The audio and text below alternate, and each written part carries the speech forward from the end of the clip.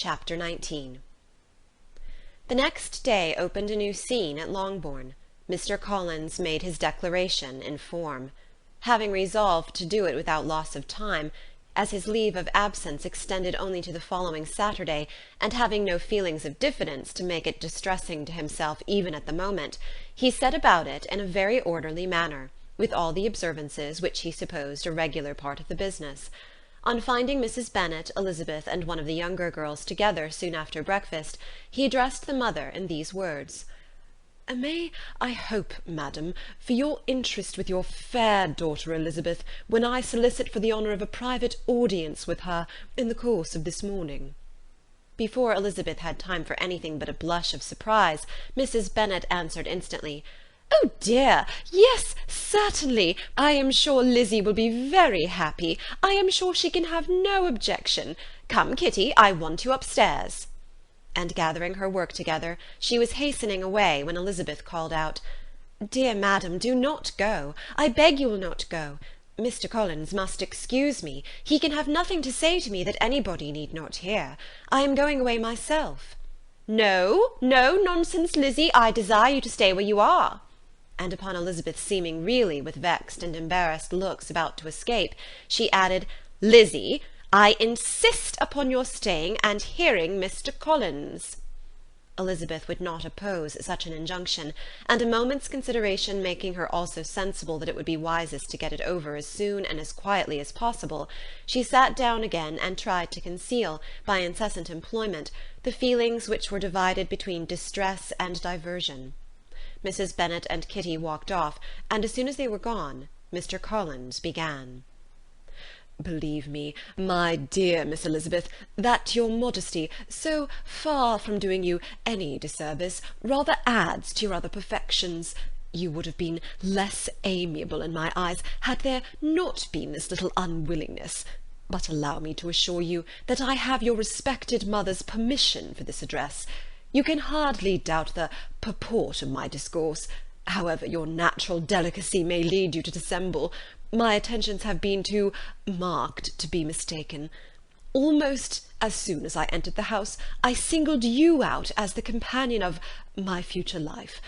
But before I am run away with by my feelings on this subject, perhaps it would be advisable for me to state my reasons for marrying, and moreover for coming into Hertfordshire with the design of selecting a wife, as I certainly did." The idea of Mr. Collins, with all his solemn composure, being run away with by his feelings, made Elizabeth so near laughing that she could not use the short pause he allowed in any attempt to stop him further, and he continued, "My reasons for marrying are, first, that I think it a right thing for every clergyman in easy circumstances, like myself, to set the example of matrimony in his parish. Secondly, that I am convinced that it will add very greatly to my happiness. And thirdly, which perhaps I ought to have mentioned earlier, that it is the particular advice and recommendation of the very noble lady whom I have the honour of calling patroness. Twice she has condescended to give me her opinion, unasked too, on this subject, and it was but the very Saturday night before I left Hunsford, between our pools at quadrille, while Mrs. Jenkinson was arranging Miss de Bourgh's footstool, that she said, 'Mr. Collins, you must marry. A clergyman like you must marry. Choose properly, choose a gentlewoman for my sake, and for your own, let her be an active, useful sort of person, not brought up high, but able to make a small income go a good way. This is my advice. Find such a woman as soon as you can, bring her to Hunsford, and I will visit her. Allow me, by the way, to observe, my fair cousin, that I do not reckon the notice and kindness of Lady Catherine de Bourgh as among the least of the advantages in my power to offer. You will find her manners beyond anything I can describe, and your wit and vivacity, I think, must be acceptable to her, especially when tempered with this silence and respect, which her rank will inevitably excite. Thus much for my general intention in favour of matrimony. It remains to be told why my views were directed towards Longbourn instead of my own neighbourhood, where I can assure you there are many amiable young women. But the fact is, that being as I am to inherit this estate after the death of your honoured father, who, however, may live many years longer, I could not satisfy myself without resolving to choose a wife from among his daughters, that the loss to them might be as little as possible when the melancholy event takes place, which, however, as I have already said, may not be for several years. This has been my motive, my fair cousin, and I flatter myself it will not sink me in your esteem.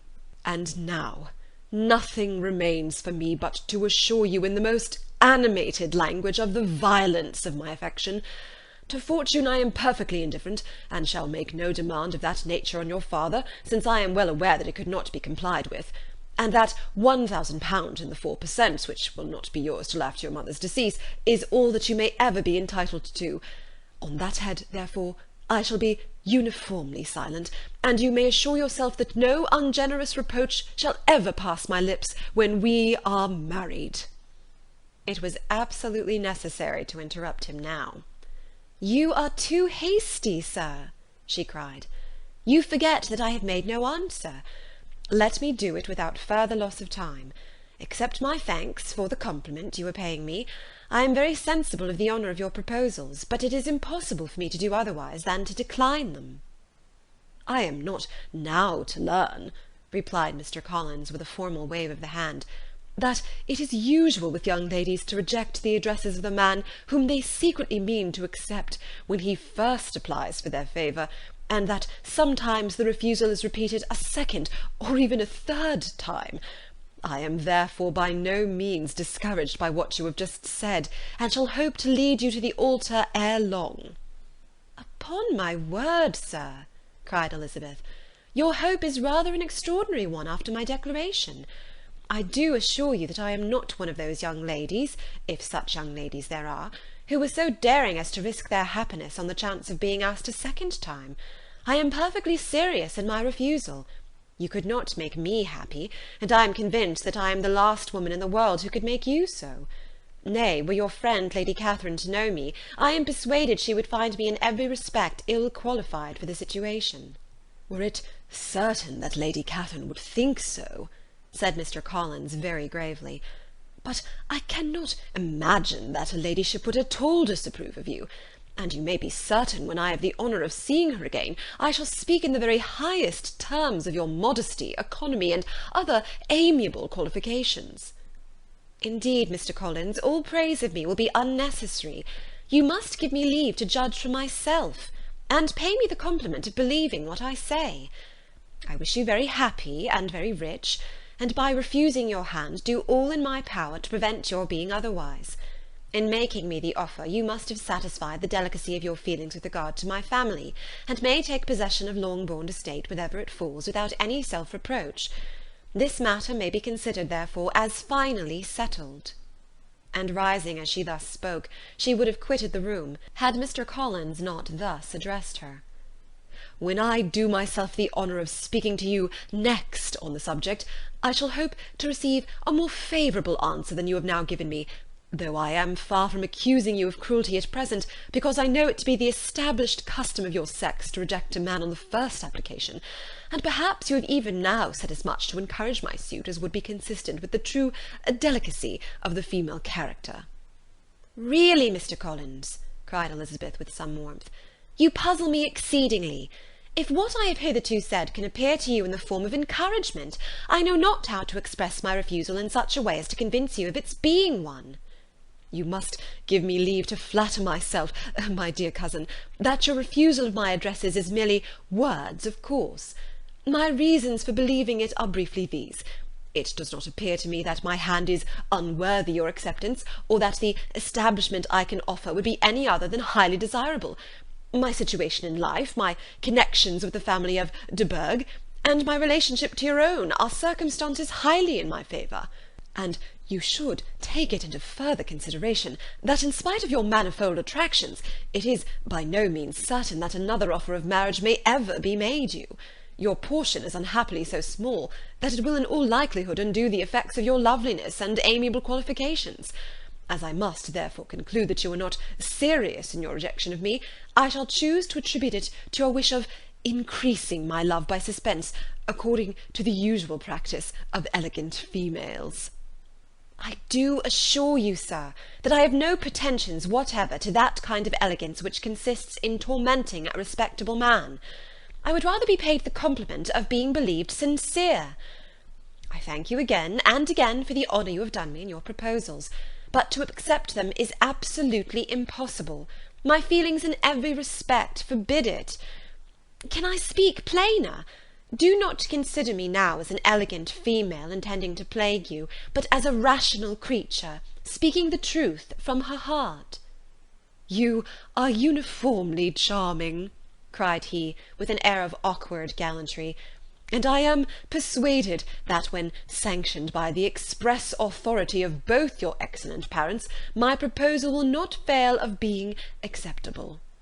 To such perseverance in wilful self-deception Elizabeth would make no reply, and immediately and in silence withdrew, determined, if he persisted in considering her repeated refusals as flattering encouragement, to apply to her father, whose negative mind might be uttered in such a manner as to be decisive, and whose behaviour at least could not be mistaken for the affectation and coquetry of an elegant female.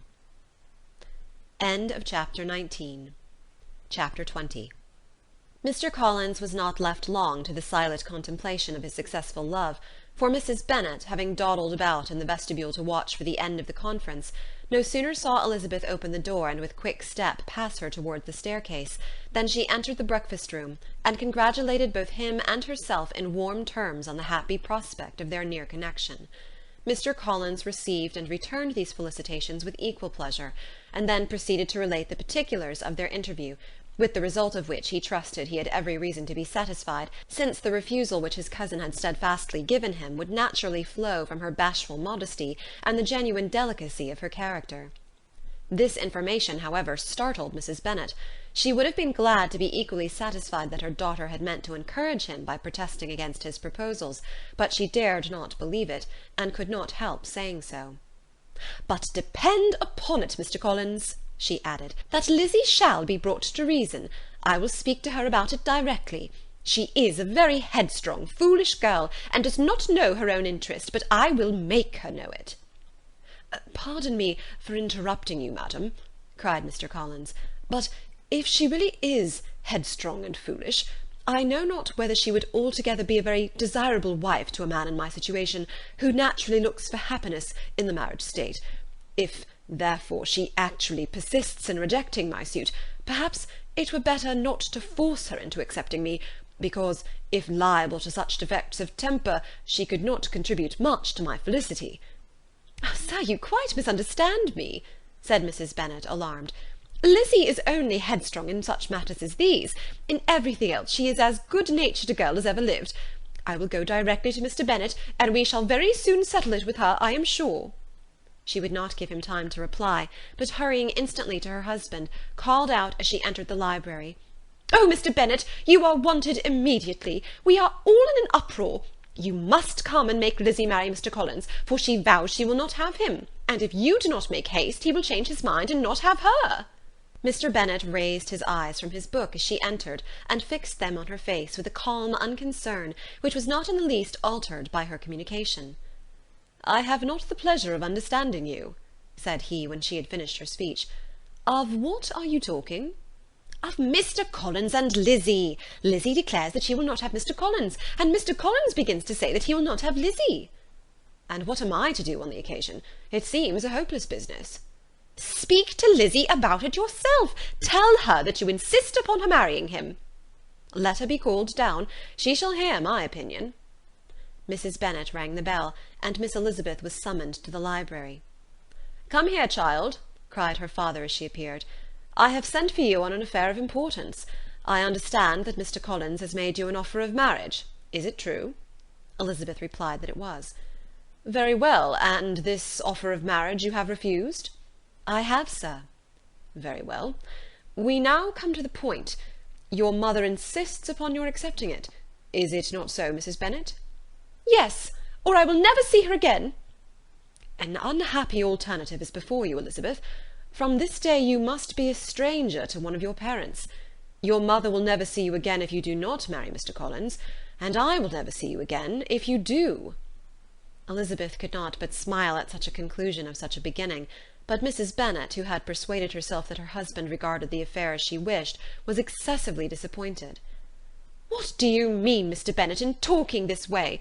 You promised me to insist upon her marrying him." "My dear," replied her husband, "I have two small favours to request. First, that you allow me the free use of my understanding on the present occasion, and secondly, of my room. I shall be glad to have the library to myself as soon as may be." Not yet, however, in spite of her disappointment in her husband, did Mrs. Bennet give up the point. She talked to Elizabeth again and again, coaxed and threatened her by turns. She endeavoured to secure Jane in her interest, but Jane, with all possible mildness, declined interfering, and Elizabeth, sometimes with real earnestness and sometimes with playful gaiety, replied to her attacks. Though her manner varied, however, her determination never did. Mr. Collins, meanwhile, was meditating in solitude on what had passed. He thought too well of himself to comprehend on what motives his cousin could refuse him, and though his pride was hurt, he suffered in no other way. His regard for her was quite imaginary, and the possibility of her deserving her mother's reproach prevented his feeling any regret. While the family were in this confusion, Charlotte Lucas came to spend the day with them. She was met in the vestibule by Lydia, who, flying to her, cried in a half-whisper, "I am glad you are come, for there is such fun here. What do you think has happened this morning? Mr. Collins has made an offer to Lizzie, and she will not have him." Charlotte hardly had time to answer before they were joined by Kitty, who came to tell the same news, and no sooner had they entered the breakfast-room, where Mrs. Bennet was alone, than she likewise began on the subject, calling on Miss Lucas for her compassion, and entreating her to persuade her friend Lizzie to comply with the wishes of all her family. "Pray do, my dear Miss Lucas," she added in a melancholy tone, "for nobody is on my side, nobody takes part with me. I am cruelly used, nobody feels for my poor nerves." Charlotte's reply was spared by the entrance of Jane and Elizabeth. "Ay, there she comes," continued Mrs. Bennet, "looking as unconcerned as may be, and caring no more for us than if we were at York, provided she can have her own way. But I tell you, Miss Lizzie, if you take it into your head to go on refusing every offer of marriage in this way, you will never get a husband at all, and I am sure I do not know who is to maintain you when your father is dead. I shall not be able to keep you, and so I warn you. I have done with you from this very day. I told you in the library, you know, that I should never speak to you again, and you will find me as good as my word. I have no pleasure in talking to undutiful children. Not that I have much pleasure indeed in talking to anybody. People who suffer as I do from nervous complaints can have no great inclination for talking. Nobody can tell what I suffer, but it is always so. Those who do not complain are never pitied." Her daughters listened in silence to this effusion, sensible that any attempt to reason with her or soothe her would only increase the irritation. She talked on, therefore, without interruption from any of them, till they were joined by Mr. Collins, who entered the room with an air more stately than usual, and on perceiving whom, she said to the girls, "Now I do insist upon it that you all of you hold your tongues, and let me and Mr. Collins have a little conversation together." Elizabeth passed quietly out of the room, Jane and Kitty following, but Lydia stood her ground, determined to hear all she could, and Charlotte, detained first by the civility of Mr. Collins, whose inquiries after herself and all her family were very minute, and then by a little curiosity, satisfied herself with walking to the window and pretending not to hear. In a doleful voice Mrs. Bennet began the projected conversation. "Oh, Mr. Collins!"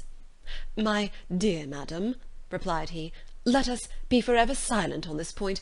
Far be it from me," he presently continued, in a voice that marked his displeasure, "to resent the behaviour of your daughter.